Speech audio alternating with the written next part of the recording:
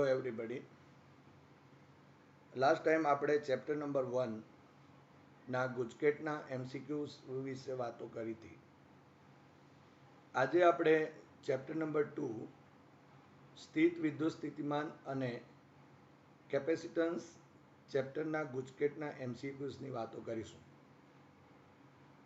આ ચર્ચાઓ ચાલુ કરીએ તે પહેલાં આગળ જણાવેલ તે મુજબ આપણે જે કન્સેપ્ટ શીખેલા છે અને જે આપણે સમરી તૈયાર કરેલી છે એનો પૂરતો અભ્યાસ કરી લેવો અને ત્યારબાદ આ વિડીયો જે અહીં ગુજકેટ માટેના એમસીક્યુ માટે છે એને જોવા અને સમજવા. સમરી અને કન્સેપ્ટ ધ્યાનમાં રાખશો તો આ જે ગુજકેટ પર આધારિત ગુજકેટના જે એમસીક્યુઝ છે એમાં સારી સમજ પડશે.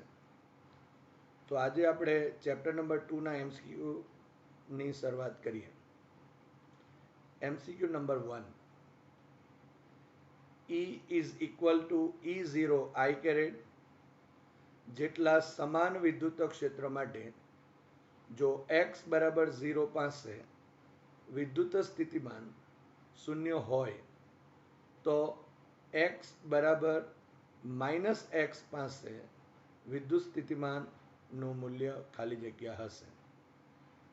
આગળ પણ મેં તમને એક વાત કીધી હતી કે પહેલાં ઓપ્શન્સ જોવાના નથી, પહેલાં આપણે એનું સોલ્યુશન મેળવીશું અને ત્યારબાદ આપેલ જે ઓપ્શન છે એને ચેક કરીશું. અને આમ કરવાથી આપણને જે કન્ફ્યુઝન હોય તે કન્ફ્યુઝન થશે નહીં. જો જ્ઞાન આધારિત એમસીક્યુઝ હોય તો તમે ઓપ્શનને જોઈ શકો છો, પરંતુ અહીં જ્યારે ગણતરી પર આધારિત એમસીક્યુઝ હોય ત્યારે સૌપ્રથમ એનું સોલ્યુશન મેળવવું અને ત્યારબાદ આન્સર ચેક કરવો. અહીં આપણને જે વિદ્યુત ક્ષેત્ર છે તે એક્સ અક્ષની દિશામાં આપેલ છે અને એક્સ બરાબર 0 પાસેનું સ્થિતિમાન અહીં 0 આપેલ છે અને એક્સ બરાબર -x પાસેનું વિદ્યુત સ્થિતિમાન માંગેલું છે. હવે આપણે x is equal two -x અને x ઇઝ ઇક્વલ ટુ 0 જે બિંદુઓ છે એની પાસે વિદ્યુત સ્થિતિમાનનો તફાવત મેળવીએ.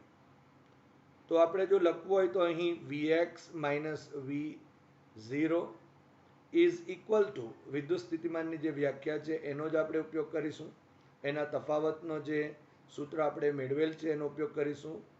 Minus integration of 0 to -x અહીં E0 ઇન્ટુ dx એટલે કે E ઇન્ટુ dx થાત, પરંતુ અહીં E નું મૂલ્ય E0 છે.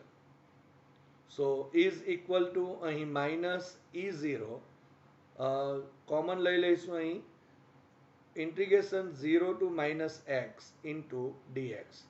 હવે આ dx છે એનું સંકલન x થશે માટે અને અહીં લોઅર લિમિટ 0 છે, અપર લિમિટ -x થશે માટે ઇઝ ઇક્વલ ટુ -E0 કૌંસમાં x અહીંયા 0 ટુ -x લખી શકાય.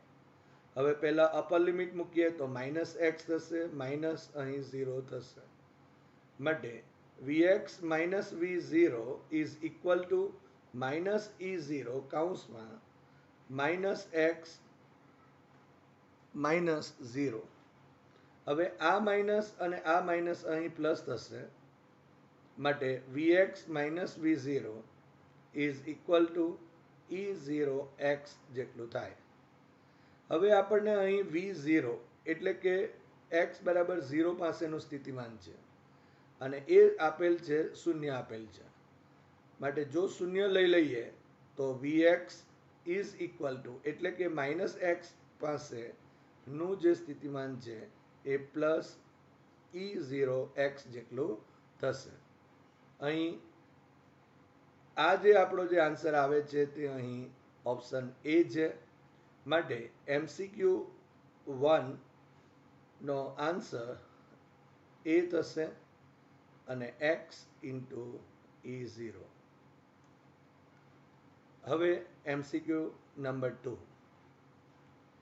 એક બિંદુવત વિદ્યુતભાર કેપિટલ Q ના વિદ્યુત ક્ષેત્રમાં Q ને કેન્દ્ર તરીકે લઈ દોરેલા R ત્રિજ્યાના વર્તુળના પરિઘ પર વિદ્યુત ક્ષેત્રનું રેખા સંકલન ખાલી જગ્યા હોય.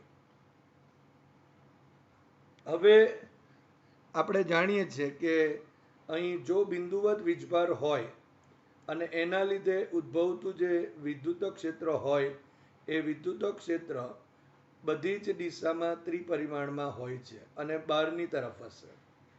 હવે જો ધારો કે ક્યુને કેન્દ્ર તરીકે લઈએ અને જો આર ત્રિજ્યાનું વર્તુળ દોરીએ તો આ જે વિદ્યુત ક્ષેત્ર છે એમાં એક વર્તુળ દોરીએ તો એ બંધગાળો, એનો પરિઘ એ બંધગાળો રચે છે. અને બંધગાળા પરના વિદ્યુત ક્ષેત્રનું રેખા સંકલનનું મૂલ્ય અહીં 0 હોય છે. એટલે કે અહીં આપણે કેવું હોય તો ઇન્ટિગ્રેશન, અહીંયા આ ક્લોઝ છે માટે close integration E.dl is equal to 0 હોય છે. માટે અહીં આપણા પાસે ઓપ્શન સી આપેલ છે.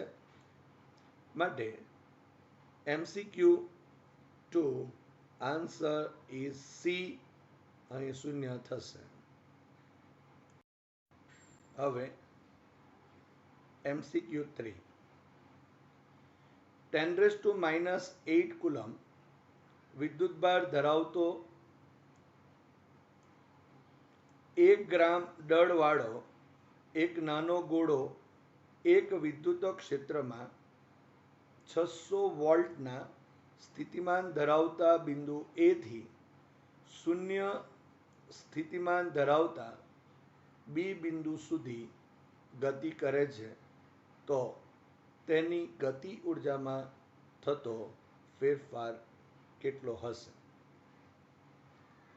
અહીં આપેલ જે માહિતી છે એને સમજી લઈએ કે અહીં બિંદુ A છે, ત્યાં જે વિદ્યુત સ્થિતિમાન જે છે એ વિદ્યુત સ્થિતિમાન 600 વોલ્ટ જેટલું છે અને જે બિંદુ B છે ત્યાંનું સ્થિતિમાન 0 છે. બીજી એક વાત કે એ બિંદુથી બી બિંદુ સુધી એ Q ઇઝ ઇક્વલ ટુ 10⁻⁸ કુલમ વીજભારને લઈ જવામાં આવે છે તો ત્યારે જે ગતિ ઉર્જામાં થતો જે ફેરફાર છે એ શોધવાનો છે. અહીંયા આપણે વિદ્યુત સ્થિતિમાનની વ્યાખ્યા જાણીએ છીએ અને એ વિદ્યુત સ્થિતિમાનની વ્યાખ્યા મુજબ જો આપણે અહીં લખવું હોય તો લખી શકાય કે 1 કુલમ વીજભારને એ બિંદુથી બી બિંદુ સુધી લઈ જવા માટે કરવું પડતું કાર્ય બરાબર અહીં 600 જૂલ જેટલું થશે. એટલે કે જો 1 કુલમ જેટલો વીજભાર હોય તો એને એ પરથી બી પર લઈ જવા માટે કરવું પડતું કાર્ય 600 જૂલ આપેલ છે.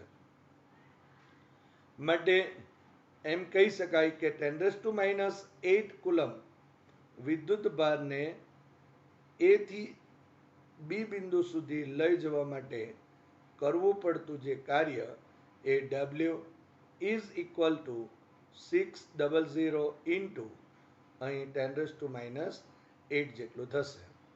અહીં 600 અને ઇન્ટુ 10⁻⁸. સો અહીં W is equal two 6 into 10⁻⁻6 joule જેટલું થયું.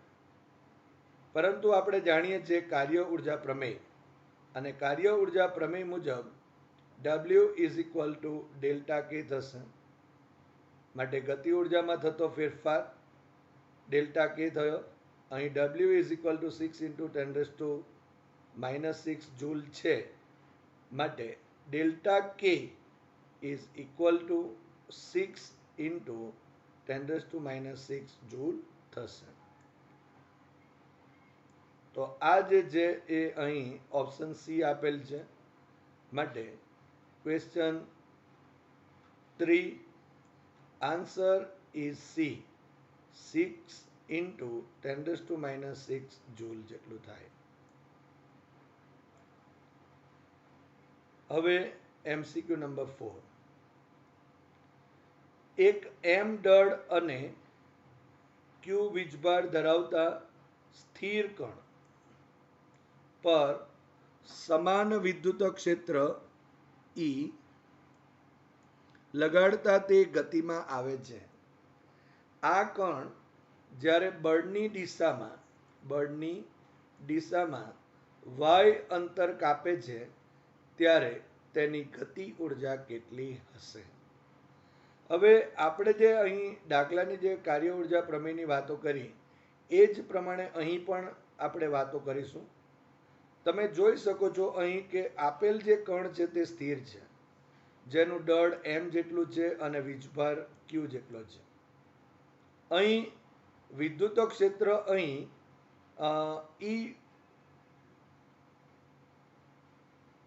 જે છે સમાન વિદ્યુત ક્ષેત્ર E માં લગાડતા એ જે સ્થિર કણ છે તે ગતિમાં આવે છે.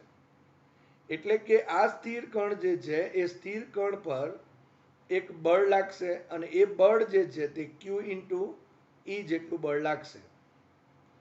હવે અહીં પ્રારંભમાં તો એ સ્થિર છે, માટે કણ સ્થિર હોવાથી એની પ્રારંભિક ગતિ ઉર્જા k0 = 0 થશે. અને ધારો કે અંતિમ જે છે એની ગતિ ઉર્જા, અહીં ગતિ ઉર્જા k0 = 0 થશે અને આ જે ગતિ ઉર્જા છે એ અંતિમ ગતિ ઉર્જા k બરાબર k થશે. માટે કાર્ય ઉર્જા પ્રમેય પ્રમાણે જો લખીએ આપણે તો W = ડેલ્ટા k જેટલું થાય. પરંતુ અહીં સ્થાનાંતર બળની દિશામાં અને તે પણ y જેટલું સ્થાનાંતર છે, માટે W = F * y જેટલું થશે. = અંતિમ ગતિ ઉર્જા માઇનસ પ્રારંભિક ગતિ ઉર્જા, તો k - k0 લખાશે. પરંતુ અહીં k0 = 0 થશે, માટે અહીં આપણે લખવું હોય તો, અને F બરાબર q ઇન્ટુ E, માટે q E into y = k - 0 થશે. માટે અહીં k અહીં q E y થશે, જ્યાં k એ અંતિમ ગતિ ઉર્જા થાય છે. માટે અહીં ઓપ્શન C,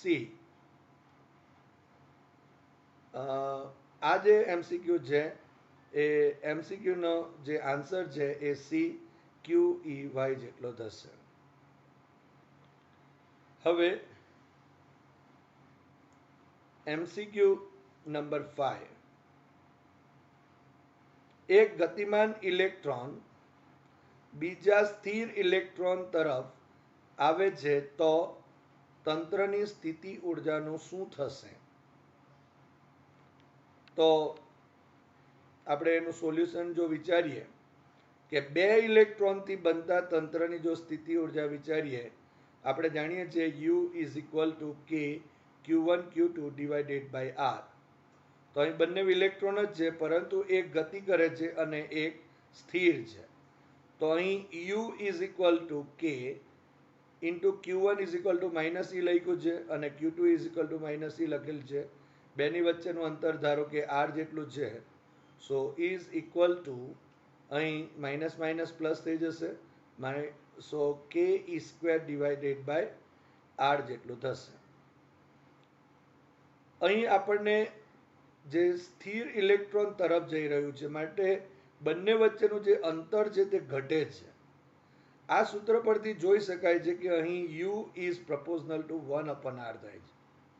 માટે જો r ઘટશે તો એનો મતલબ એમ થયો કે અહીં U માં વધારો થશે, કારણ કે અહીં U = 1/r છે. માટે U માં વધારો થશે, જે અહીં ઓપ્શન નંબર B આપેલ છે, વધશે.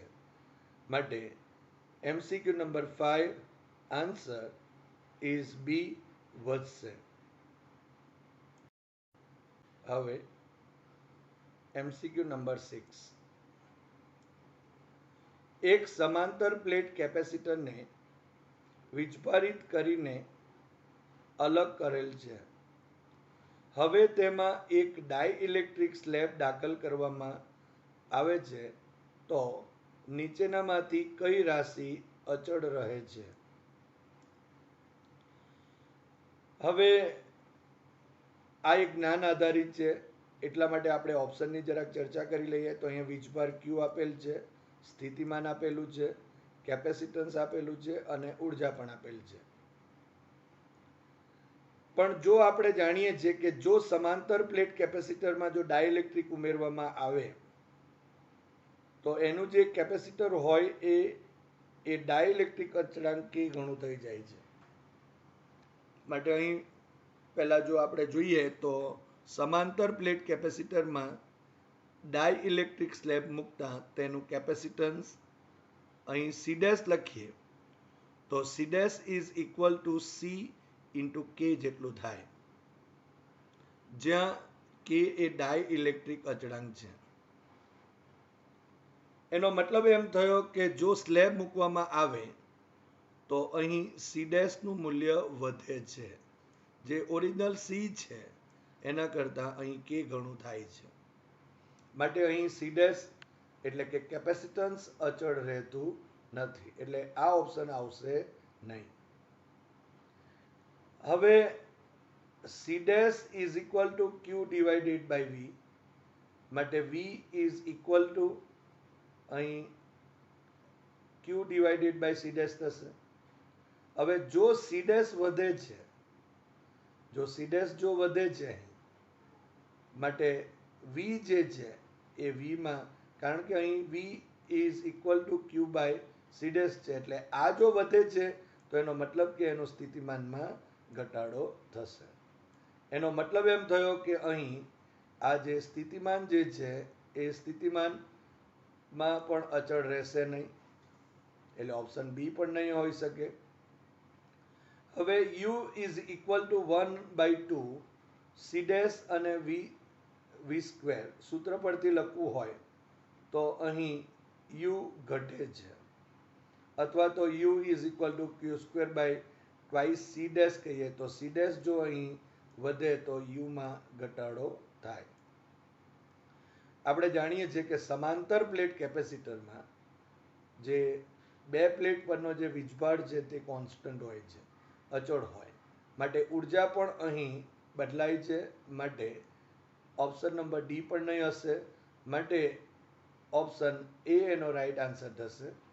માટે MCQ નંબર 6 આન્સર ઇઝ એ, અને વિદ્યુત ભાર ક્યુ જેટલું હોય છે જે અચળ રહે છે. હવે MCQ નંબર 7 એ જ પ્રકારનો એક ક્વેશ્ચન બીજો બી છે. અહીં તમે જોઈ શકો છો, એક સમાંતર પ્લેટ કેપેસિટરને બેટરી વડે વીજભારિત કરીને બેટરીથી અલગ કરેલું છે. હવે તેની બે પ્લેટો વચ્ચેનું અંતર વધારતા અનુક્રમે વીજભાર, સ્થિતિમાનનો તફાવત અને કેપેસિટન્સમાં કેવા ફેરફારો થશે? તો અહીં પહેલા આપણે આ જે ફેરફારો છે, ક્રમ અહીં બહુ અગત્યનો રહેશે. એક વીજભાર છે, પછી સ્થિતિમાન છે અને પછી અહીં કેપેસિટન્સ છે, અને બે પ્લેટ વચ્ચેનું અંતર વધારવામાં આવે છે. આ દાખલાની અંદર આપણે આ જે કિંમત છે અહીંયા વધારતાની જગ્યાએ ઘટાડતા બી લખી શકાય, અને પાછો આ જ દાખલો પૂછી શકાય.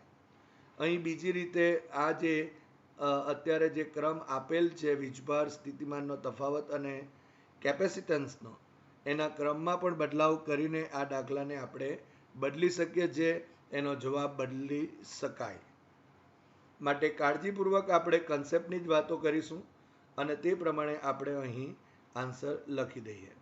પહેલાં તો અહીં સમાંતર પ્લેટ, અહીં આગળના દાખલામાં આપણે વાત કરી તે પ્રમાણે સમાંતર પ્લેટ કેપેસિટર હશે તો એના પરનો જે વિદ્યુત ભાર છે એ વિદ્યુત ભાર અચળ હોય છે.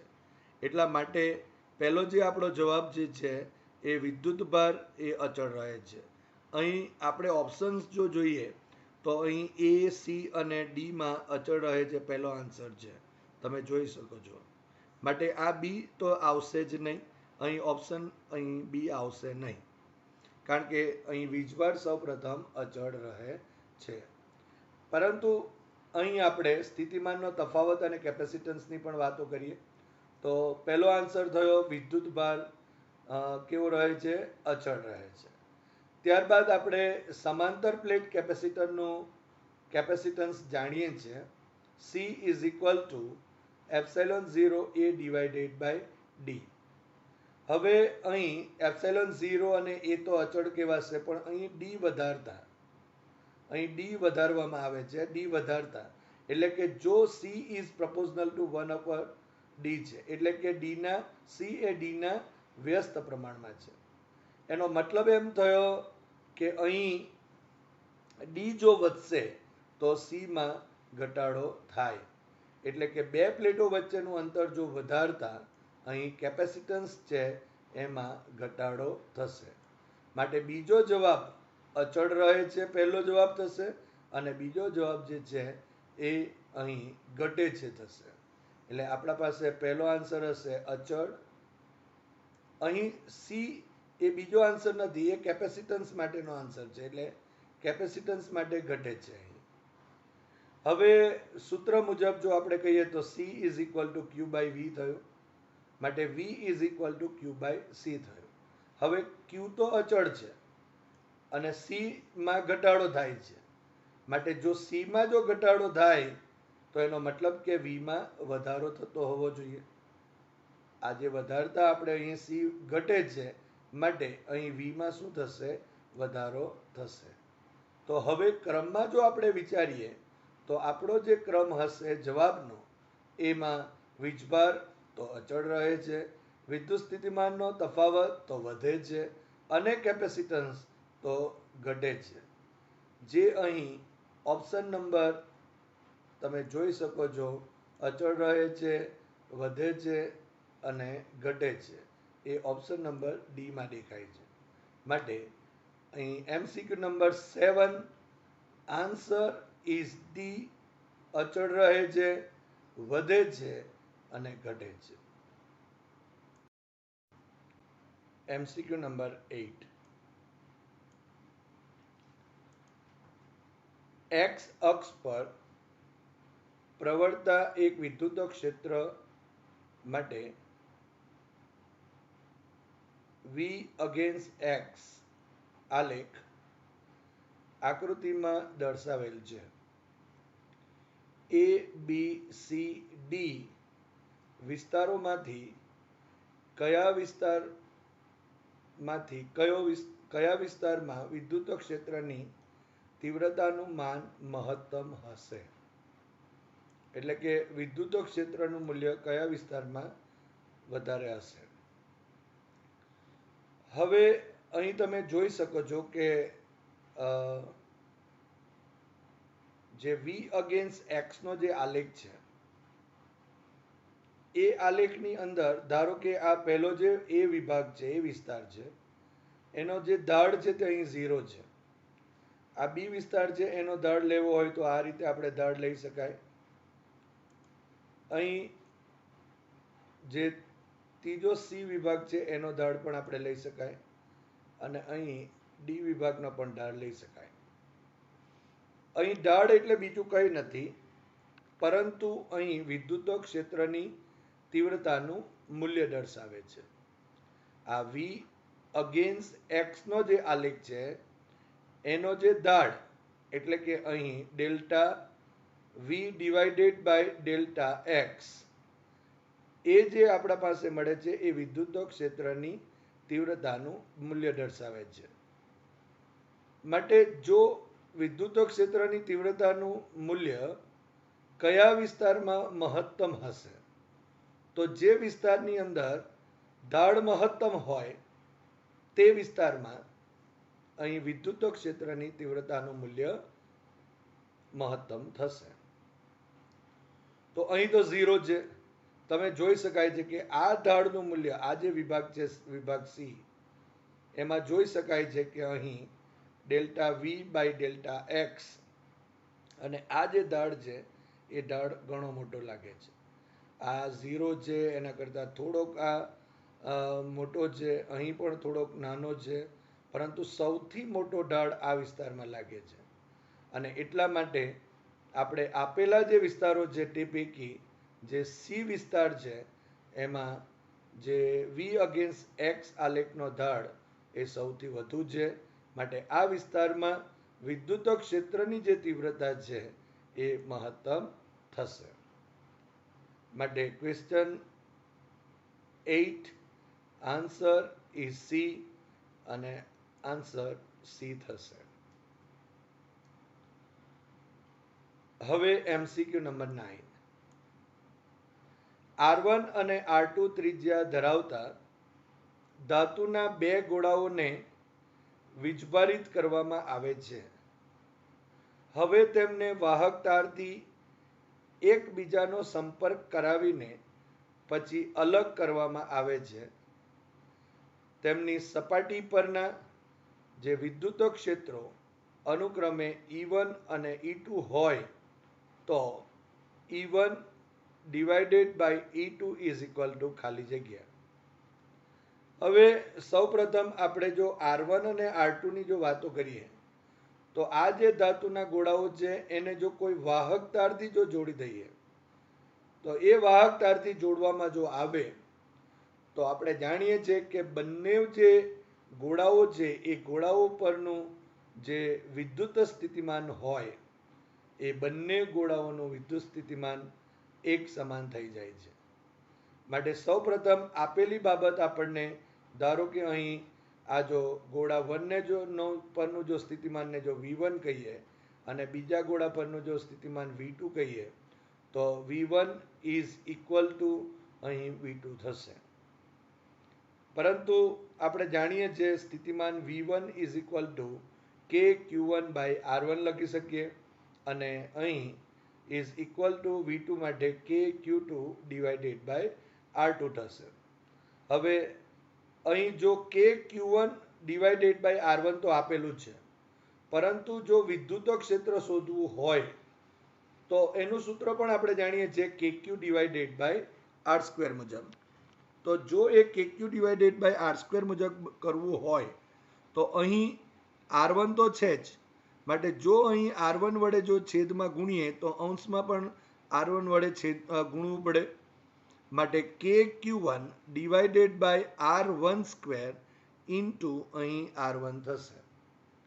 માટે R1 વડે ઉપર અંશમાં ગુણી લીધું અને R1 વડે અહીં છેદમાં પણ ગુણી લીધું.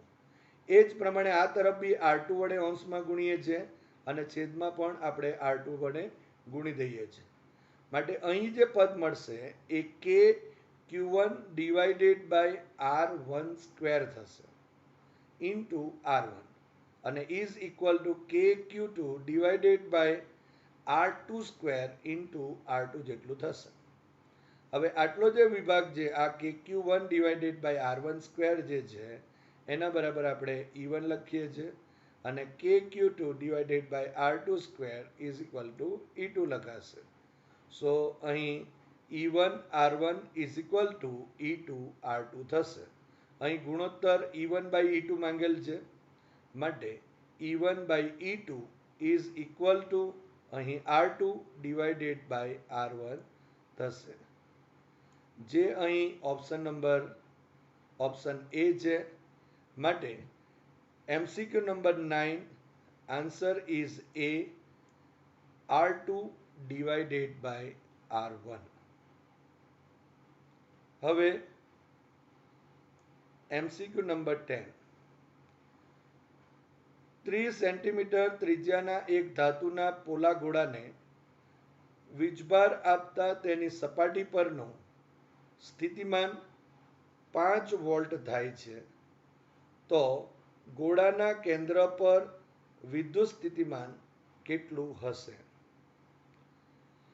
હવે આપણે જાણીએ છીએ કે જો પોલો ગોળો હશે, ધાતુનો પોલો ગોળો એટલે કે ગોળીય કવચ હોય, તો એની સપાટી ઉપર જેટલું વિદ્યુત સ્થિતિમાન હોય એટલું જ વિદ્યુત સ્થિતિમાન એના કવચના અથવા પોલા ગોળાના અંદરના વિસ્તારમાં પણ હોય છે.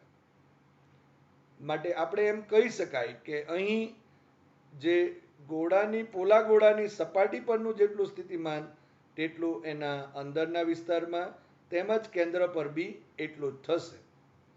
એટલે કે જો સપાટી પરનું જો સ્થિતિમાન જો 5 વોલ્ટ જેટલું હોય તો ગોળાના કેન્દ્ર પર અને અંદરના વિસ્તારના દરેક બિંદુ પાસે નું વિદ્યુત સ્થિતિમાન પણ 5 વોલ્ટ જ થાય. માટે અહીં ઓપ્શન આપણને સી આપેલ છે. માટે question 10 answer is C 5 volt થશે. MCQ number 11. સ્મોલ આર અને કેપિટલ આર ત્રિજ્યાના ગોળાઓ પર અનુક્રમે સ્મોલ ક્યુ અને કેપિટલ ક્યુ વિદ્યુતભાર છે. જ્યારે તેઓને તારથી જોડવામાં આવે ત્યારે તંત્રમાં ઉર્જાનો વ્યય થતો ન હોય તો ખાલી જગ્યા. હવે આગળના દાખલામાં જોયું તે મુજબ જો ધારો કે આ બંને જે ગોળાઓ છે એ બંને ગોળાઓને જો તારથી જોડી દઈએ તો એ તારથી જોડવાથી બંને ગોળા ઉપરના જે સ્થિતિમાન છે એ સ્થિતિમાન એક સમાન થઈ જાય છે. અને જો એક સમાન થઈ જાય તો અહીં આપણે સ્મોલ આર ત્રિજ્યાના ગોળા નું જે સ્થિતિમાન છે એને VR વડે દર્શાવીએ છીએ અને કેપિટલ આર ત્રિજ્યાના ગોળાનું જે સ્થિતિમાન છે એને આપણે V કેપિટલ R વડે દર્શાવીએ. અહીં સ્મોલ આ જે ગોળા છે સ્મોલ આર ત્રિજ્યાના ગોળા પરનો વિદ્યુતભાર સ્મોલ ક્યુ છે અને કેપિટલ આર ત્રિજ્યાનો જે ગોળો છે એના ઉપરનું સ્થિતિમાન એના ઉપરનો વિદ્યુતભાર એ કેપિટલ ક્યુ વીજભાર છે. માટે અહીં K small Q by small R is equal to K capital Q by capital R થશે. અહીં કે અને કે કેન્સલ આઉટ થશે. માટે અહીં Q divided by R so is equal to capital Q divided by R capital R થશે. હવે અહીં ક્રોસ ગુણાકાર જો કરી દઈએ તો માટે Q small Q into capital R is equal to capital Q into small R થશે. તો આ આન્સર થયો. જે આન્સર અહીં બી આપેલ છે. માટે MCQ 11 answer is B. Small Q capital R is equal to capital Q into small R જેટલું થશે. હવે MCQ નંબર 12. એક વિદ્યુતભારિત પોલા ગોળાની ત્રિજ્યા 10 સેન્ટીમીટર છે. ગોળાના કેન્દ્રથી 5 સેન્ટીમીટર દૂર આવેલા બિંદુએ વિદ્યુત સ્થિતિમાન V છે. તો કેન્દ્રથી 15 સેન્ટીમીટર દૂર આવેલા બિંદુ આગળ વિદ્યુત સ્થિતિમાન ખાલી જગ્યા હશે. હવે સૌપ્રથમ આપણે જોઈ શકાય છે કે જે પોલો ગોળો છે એની જે ત્રિજ્યા આપેલી છે એ ત્રિજ્યા 10 સેન્ટીમીટર છે. હવે 5 સેન્ટીમીટર દૂર આવેલા બિંદુ પાસે એટલે કે આ કેન્દ્ર હોય અને ત્યાંથી અહીં 5 સેન્ટીમીટર અંતરે આવેલા બિંદુ, કારણ કે આ પોલા ગોળાની જે ત્રિજ્યા છે એ ત્રિજ્યા અહીં 10 સેન્ટીમીટર છે એટલે કે અહીં અડધે. જો અહીં સ્થિતિમાન જો V જેટલું હોય તો એનો અર્થ એમ થયો કે એની સપાટી પરનું જે સ્થિતિમાન છે તે પણ અહીં V જેટલું જ થાય. કારણ કે આપણે જાણીએ છીએ કે ગોલીય કવચ હોય તો એની સપાટી પર જેટલું હોય તેટલું જ અંદરના વિસ્તારમાં પણ એટલું જ વિદ્યુત સ્થિતિમાન હોય. તો અહીં અંદરનું વિદ્યુત સ્થિતિમાન આપેલ છે તો આપણે એમ કહી શકાય કે એની સપાટી પર એટલું જ વિદ્યુત સ્થિતિમાન હશે. હવે કેન્દ્રથી small R is equal to 15 centimetre દૂર આવેલા બિંદુ આગળ અહીં વિદ્યુત સ્થિતિમાન શોધવાનું છે. તો એ આપણે અહીં સૂત્ર દ્વારા લખી શકાય. પહેલા તો લખીએ તો પોલા ગોળાના અંદરના બિંદુ માટે વિદ્યુત સ્થિતિમાન અથવા તો અહીં સપાટી પરના બિંદુ માટે વિદ્યુત સ્થિતિમાન તો એ V1 રહેશે is equal to K Q R is equal to અહીં કે ક્યુ ડિવાઇડેડ બાય 10 થયું. હવે આપણે જાણીએ છીએ V1 is equal two V, એટલે કે આ V is equal to K Q by R જેટલું હોય છે. અહીં આર ઇઝ ઇક્વલ ટુ કેટલા આપેલા છે? 10 સેન્ટીમીટર આપેલ છે, માટે કે ક્યુ બાય આપણે 10 લખીશું. આ 5 સેન્ટીમીટર માત્ર ને માત્ર અંદરનું બિંદુ દર્શાવવા માટે આપેલ છે, માટે આ જે V આપણને દેખાય છે એ બહારના સપાટી પરના બિંદુ પર પાસે જે સ્થિતિમાન છે એ દર્શાવે છે, એટલું જ અંદર હોય. હવે પોલા ગોળાના કેન્દ્રથી સ્મોલ આર અંતરે, એટલે કે R is greater than capital R, એટલે કે 10 સેન્ટીમીટર સ્થિતિમાન જે કહીએ તો એને V2 નામ આપી દઈએ. તો એને આપણે K Q divided by small R is equal to K Q divided by 15 લખાશે. અહીં પણ સેન્ટીમીટર છે, અહીં પણ સેન્ટીમીટર છે, માટે આપણે એને મીટરમાં ચેન્જ કરેલ નથી. અહીં સમીકરણ 1 અને 2 નો હવે ગુણોત્તર લઈ લઈએ. માટે સમીકરણ 1 અને 2 પરથી જો V2 ડિવાઇડેડ બાય V1, એટલે પહેલા આપણે આ લીધું છે, માટે કે ક્યુ બાય 15 લખાશે ડિવાઇડેડ બાય કે ક્યુ બાય 10 થશે. માટે અહીં કે ક્યુ અને કે ક્યુ કેન્સલ આઉટ થયા, માટે 10 અંશમાં જશે અને 15 છેદમાં આવશે. અહીં 5 ઇન્ટુ 2 ઇઝ ઇક્વલ ટુ 10 અને 5 ઇન્ટુ 3 ઇઝ ઇક્વલ ટુ 15. સો ઉપર 2 રહી જશે અને નીચે છેદમાં અહીંયા 3 રહી જશે. માટે V2 divided by V1 is equal to 2/3 થયું. માટે અહીં V2 is equal to 2/3 into V1, પરંતુ V1 ઇઝ ઇક્વલ ટુ અહીં V લીધેલ છે, માટે V2 is equal to 2V divided by 3 થયું. આમ કેન્દ્રથી 15 સેન્ટીમીટર દૂર આવેલા બિંદુ આગળનું સ્થિતિમાન એ V2 is equal to 2V divided by 3 છે, જે અહીં ઓપ્શન નંબર બી છે. માટે અહીં MCQ number 12 answer is B 2V/3 થશે.